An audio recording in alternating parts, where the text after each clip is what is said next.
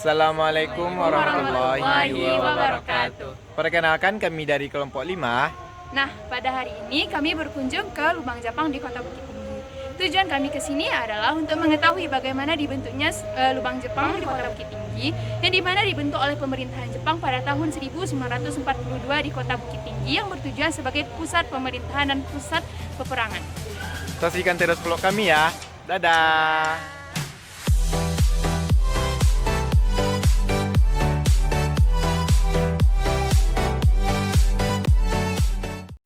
Dengerin semua video penjelasan dari Bapak ini ya teman-teman. Lubang Japang sendiri yang akan kita lihat di dalam kurang lebih seperti yang ada di peta ini dengan total panjang keseluruhan 1470 meter.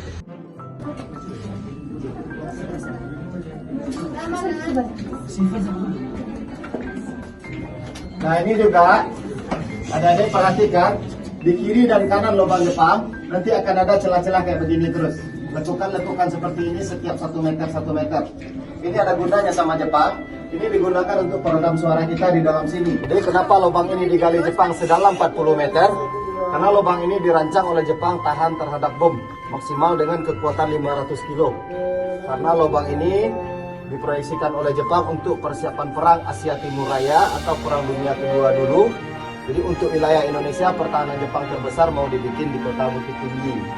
Nah, terowongan yang pertama yang kita lihat ini sampai ujung sebelah sana, yang di sebelah kanan semuanya itu ada 6, dulu digunakan sebagai terowongan amunisi atau gudang senjata. Karena memang rencana Jepang kan Bukit Tinggi untuk pertahanan terbesarnya. Tapi sebenarnya Bukit Tinggi bukan pilihan pertama. Pilihan pertamanya itu di Biak Irian Jaya. Tapi dikarenakan di sana tanahnya basah, akhirnya dipindahkan ke Bandung.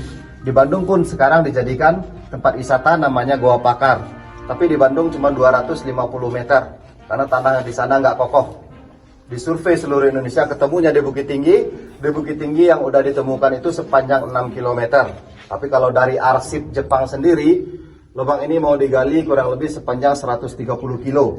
Ujung terakhirnya di pelabuhan Teluk Bayur Padang. Terowongan amunisi, tapi rencana pemerintah Kota Bukit Tinggi kalau renovasi ini berjalan lancar, di sini akan dibikinkan mini teater. Jadi akan difilmkan bagaimana orang kita di sini disuruh bekerja, disiksa, ditembak atau dipancung. Akan dibuat filmnya kayak film dokumenter, kayak film G30S. Cuma untuk sementara waktu renovasi lubang Jepang ini terhenti dikarenakan ada beberapa pakar-pakar sejarah kita yang komplain tentang renovasi lubang Jepang ini. Asli terowongan dari zaman Jepang. Dulu lubang Jepang ini semuanya tingginya cuma segini, lebarnya segini. Karena di sini dulu orang Jepang pendek-pendek. Yang paling tinggi aja dulu orang Jepang di sini cuma 160 cm. Sementara target lawannya itu bukan tentara Indonesia, tapi tentara sekutu yang tingginya di atas 180. Jadi kalau tentara sekutu yang masuk nyerang ke sini, tentara sekutu nggak bisa lari-lari dalam sini karena harus nunduk atau jongkok. Sementara Jepang bisa lari-larian di dalam sini. Nah, pintu yang ini digunakan untuk pintu pelarian darurat. Kalau memang seandainya diserang oleh tentara sekutu atau Belanda, mereka melarikan diri melalui pintu itu, tembusnya di hutan Ngarai Siano. Ada 15 lagi terowongan kayak tadi. Kalau dulu yang 2 ruangan ini digunakan sebagai ruangan makan buruh paksa atau rumusa tadi. Jadi kata Jepang, rumusa di sini dikasih makan, tapi mereka cuma dikasih makan sekali sehari. Mereka kerja 24 jam, nggak boleh tidur, nggak boleh istirahat. Jadi kebanyakan dari rumusa yang bekerja di dalam sini itu hanya mampu bekerja 8 atau maksimal paling lama cuma 10 hari. Setelah itu tenaganya habis.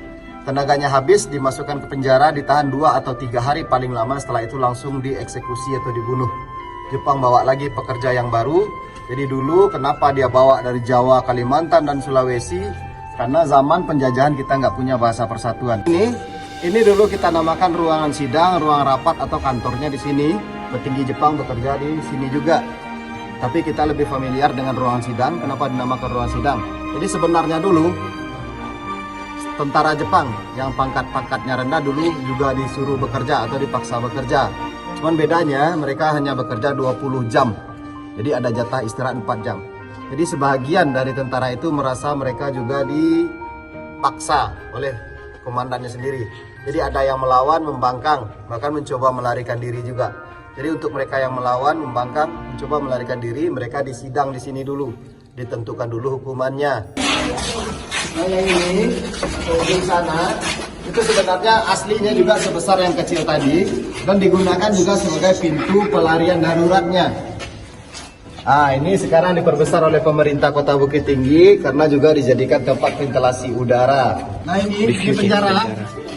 Tapi dulu sebenarnya penjara ini asli jerujinya hanya dari bambu. Terus panjang penjara ke dalam dulu itu kurang lebih sekitar 47 sampai 50 meter ke dalam, dia berbentuk letter L atau seperti huruf L.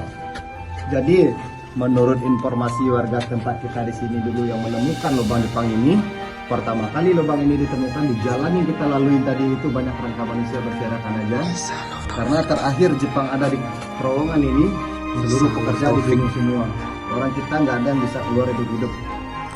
Nah, kerangka tadi dibiarkan berserakan begitu aja, dikumpul oleh masyarakat lokal kita di sini, dikubur masalkan di dalam sini, disucikan menurut agama kita setempat di sini. Kebetulan mayoritas Muslim, disucikan secara Muslim. 11 Maret 86 ini dijadikan tempat wisata. Mendikbud Fuad Hasan datangkan lagi 5 ahli agama yang diizinkan di Indonesia untuk mensucikan atau memsembayangkan mereka yang ada di dalam sini.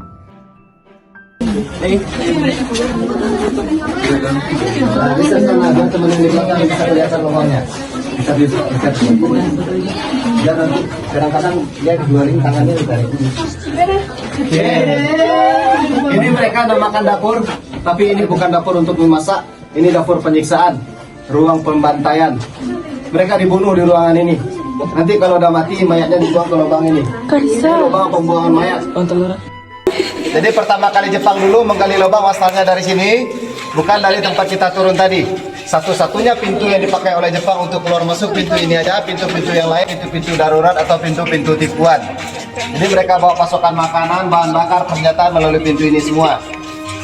Terus untuk yang ke ujung sana, itu pintu penghubung, lubang yang udah tidak dipakai lagi untuk tempat wisata. Dulu lubang itu dengan lubang yang ini, pintu di sana yang menghubungkannya. Yang kita lihat kalau kita mau ke Ngarai, ke sana pintunya sebenarnya menghubungkan. Sekarang udah ditutup sama pemerintah kita, ditinggal untuk bukti cuman dengan kedalaman 100 meter. Terus ini juga salah satu contoh lubang yang di sini suara saya bergema, ya kan? Padahal hilangnya cuma 10 meter. Ini saya bicara sekarang ini, orang di luar sana udah langsung dengar. Jadi andai kata dulu Jepang nggak kepikiran bikin celah-celah di pinggir lubang tadi, satu kali aja orang berteriak di dalam sini telinga kita pecah semua. Saking kuat pantulannya sepanjang 6 km gitu. Ditembak, ditembakkan. Nah, apalagi kalau bunyi tembakan, itu makin parah lagi. Nah, di dalam lubang Jepang sampai sekarang masih ada beberapa sejarah yang sampai sekarang nggak diketahui. Yang pertama sekali, berapa ribu orang kita yang mati di dalam sini nggak ada yang tahu. Jawaban dari mereka cuma ribuan, tapi entah 5.000, 7.000, 50.000 kita nggak tahu. Menurut kajian pakar sejarah kita, yang dikorbankan di dalam sini jumlahnya di atas 100.000. Karena dibawanya bukan dari 1 RT, 2 RT, tapi dari 3 pulau. Yang kedua, tanah galian lubang Jepang ini sepanjang 6 km, dibuang kemana sampai sekarang juga gak ada yang tahu. Karena kalau mereka buang keluar, mereka akan ketahuan sama masyarakat. Nah, masyarakat nggak pernah ngelihat ada orang bekerja, nggak pernah ngelihat ada buangan tanah. Jadi itu juga yang kedua nggak diketahui. Dan yang ketiga yang perlu dicari oleh pemerintah kita, jenderal tertinggi pembangunan lubang Jepang ini, Miroki Watanabe, atau nama akrabnya Jenderal Watanabe. Setelah Indonesia merdeka, bagaimana riwayatnya, entah hidup atau mati. Perjalanan ke lubang Jepang sangat menguras tenaga ya, adik-adik. Halo teman-teman. Jadi kita berkunjung ke lubang Jepang.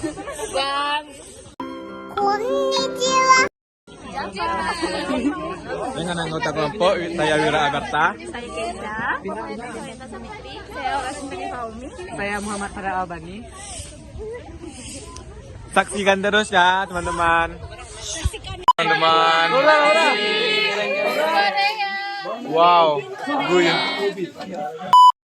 Nah, jadi teman-teman, itulah vlog dari kami mengenai kunjungan ke lubang Jepang di Bukit Tinggi.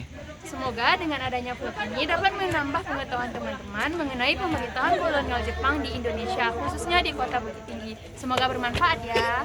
Dadah.